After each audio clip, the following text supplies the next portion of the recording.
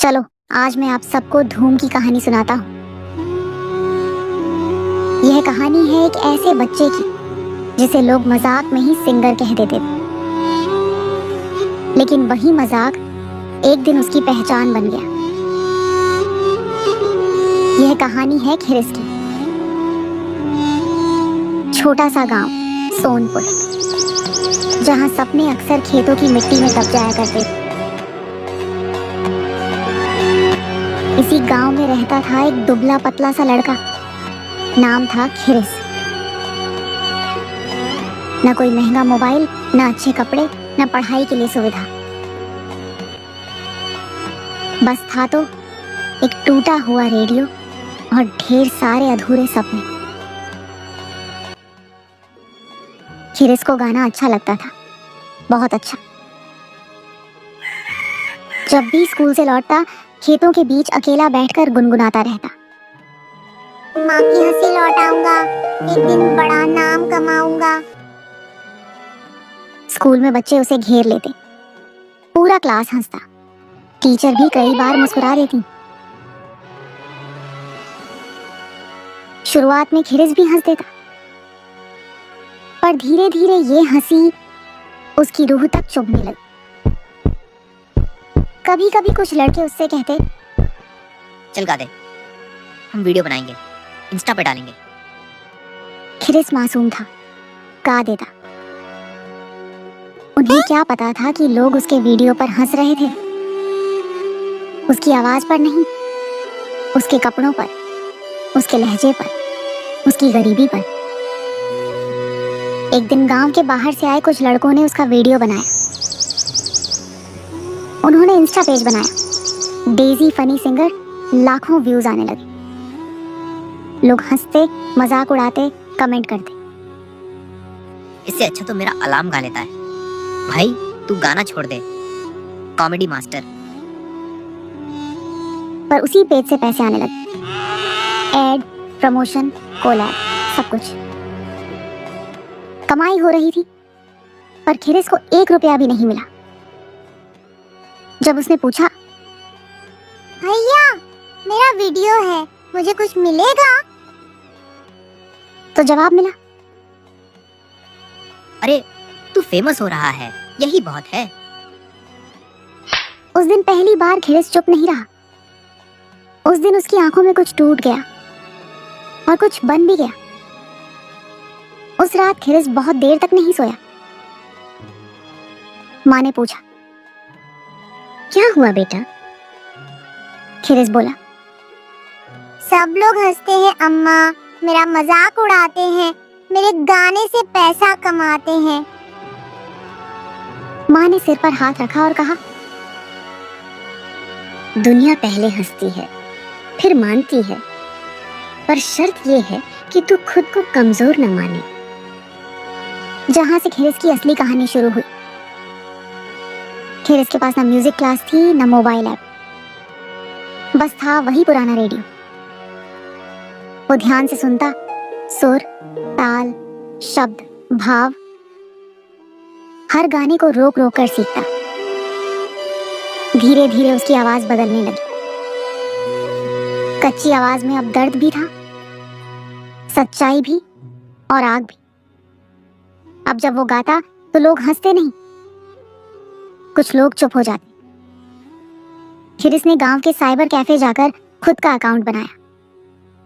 खिरिस sings पहला video डाला, बिना फिल्टर, बिना मजाक, बस एक गाना दिल से निकला हुआ। कैप्शन लिखा, लोग हंसे क्योंकि मैं कच्चा था, अब सुनो क्योंकि मैं सच्चा हूं। पहले दिन 10 व्यूज, दूसरे दिन 50, तीसरे दिन 200। पर हर व्यू के साथ एक इंसान जुड़ रहा था, जो हंस नहीं रहा था, महसूस कर रहा था। एक दिन उसका गाया हुआ गाना वायरल हो गया। लाखों लोग शेयर करने लगे।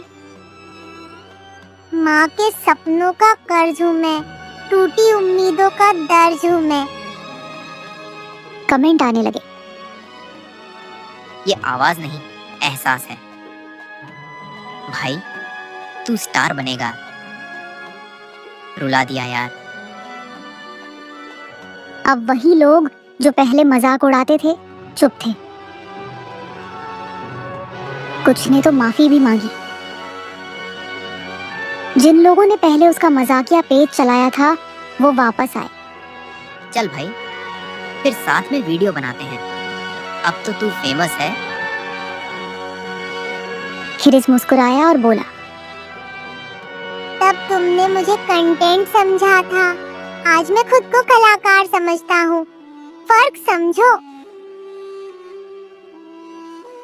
ये लाइन सिर्फ उनके लिए नहीं थी, ये हर उस बच्चे के लिए थी जिसे कभी हल्के में लिया गया हो। जिला स्तर का एक टैलेंट शो हुआ। खिरिस चुना गया। पहली बार उसके हाथ में असली माइक था। स्टेज की लाइट थी, सामने हजारों लोग थे। डर लगा, पर माँ की बात याद आई। दुनिया पहले हंसती है, फिर मानती है, पर शर्त यह है कि तू खुद को कमजोर न माने। उसने गाना शुरू किया। पूरा मैदान खामोश हो गया। गाना खत्म हुआ और फिर जो तालियां बजी वो मजाक नहीं था, वो सम्मान था। आज सोनपुर गांव में एक नया डायलॉग चलता है। अरे छोड़ सब, खिरिस का सुनेगा गाना। जहां कभी लोग हंसते थे, आज वहीं लोग गर्व से उसका नाम लेते हैं। माँ के हाथ में अब दवाई की चिंता नहीं, घर में पक्का छत है और दिल में सुकून। दुनिया पहले हंसती है, फिर जलती है और आखिर में मानती है। हर रात क्रिस अपने घर के एक कोने में बैठता, मिट्टी की दीवार के सहारे टेक लगाकर और अपने पुराने रेडियो को सीने से लगाकर। रेडियो से आती धीमी सी आवाज, ये रेडियो नहीं, ये मेरे सपनों की आवाज है। वो हर सुर को पकड़ता, हर लफ्ज को समझता, हर गाने में खुद को ढूंढता। यही रेडियो था जिसने उसे सिखाया था कैसे गाना महसूस किया जाता है। उस दिन बारिश हो रही थी, तेज नहीं, बस इतनी कि सब सो जाए। माँ थकी हुई सो गई। खिरिस भी देर तक रेडियो सुनते सुनते कब सो गया उसे खुद पता नहीं चला। घर की खिड़की आधी खुली थी और उसी अंधेरे में एक परछाई चुपचाप अंदर आई। कोई आवाज नहीं, कोई हलचल नहीं, बस धीरे से हाथ बढ़ा और रेडियो उठा ले गया। सुबह खिरिस की आंख खुली। हाथ अपने आप उस जगह गया जहां रोज रेडियो रखा होता था, लेकिन आज वहां कुछ नहीं था। वो घबरा गया, कमरा छान मारा, माँ से पूछा, बाहर देखा, रेडियो गायब था। वो बस जमीन पर बैठ गया, बिना आवाज रोने लगा। खिरिस रेडियो ढूंढते हुए पूरे गांव में गया। हर दरवाजे पर पूछा, काका मेरा रेडियो देखा क्या?